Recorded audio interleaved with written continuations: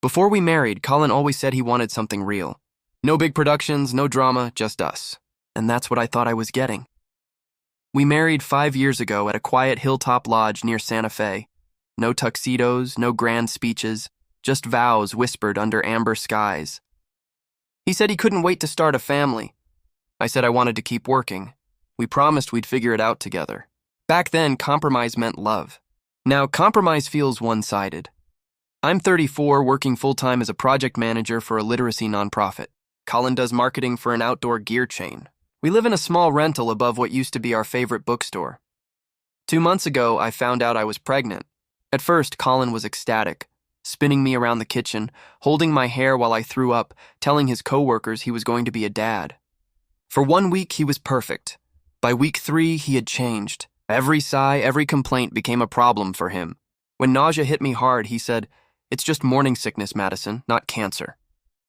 When I begged for help with laundry, he shrugged. "You're home earlier. You have time." When I could barely stand, he muttered, "Maybe if you push through it, you'd get better." It's all mental. One night, I overheard him on the phone with his mother, Patricia, a woman who never yelled but cut me down with polite little knives. "She says she's sick," he told her, "but I don't buy it. She's just lazy." By the 5th week, I was at rock bottom, vomiting constantly, dehydrated, unable to keep even water down. That night, I tried to call Colin to take me to the hospital. My hands shook so badly I dialed the wrong number. The bathroom door creaked. Colin stood there, arms crossed. "Still like this?" "It's just nausea." "Don't drag me into your drama. If you can't handle it, maybe you're not ready to be a mom." Then he left. What I didn't realize, my phone call had gone through. My father had heard everything. He and my mother rushed over and found me unconscious on the floor. When I woke up in the hospital, my parents were there. My dad said quietly, "Maddie, we heard it all." Every word he said. The baby was miraculously safe, but I was dangerously malnourished.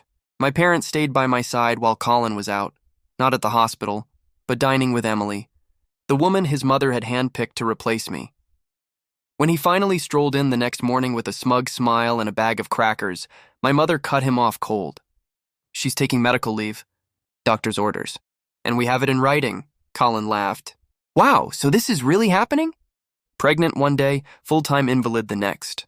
The doctor later looked him in the eye. "She needs support. Food, rest, no stress." "That's your job," Colin scoffed. "You expect me to play maid over a little nausea?" That silence in the room was sharper than any scream. A few nights later, my father insisted we confront him and Patricia together. We sat in their living room. I laid down a folder of printed texts and photos. Patricia tried to spin it as a casual dinner. Colin leaned back with a smirk. "Fine, I'll say it. I want a divorce. I'll marry Emily. She doesn't make every day a crisis like you do." The silence was deafening until Robert, his father, spoke. Slowly, deliberately, "We'll talk later." That was the beginning of the end for Colin and Patricia. The fallout came fast.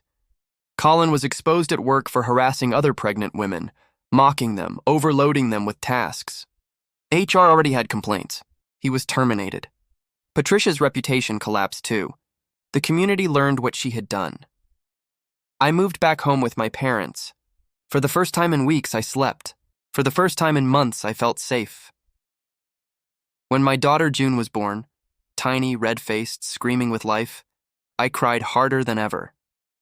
Robert, ashamed of his family, begged to see her.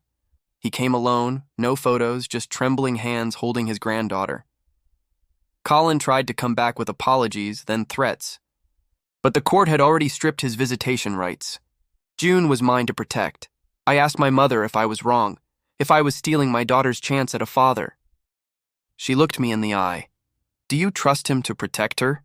To put her first, when he didn't put you first while she was inside you?" I didn't answer. I didn't need to. Because I already knew.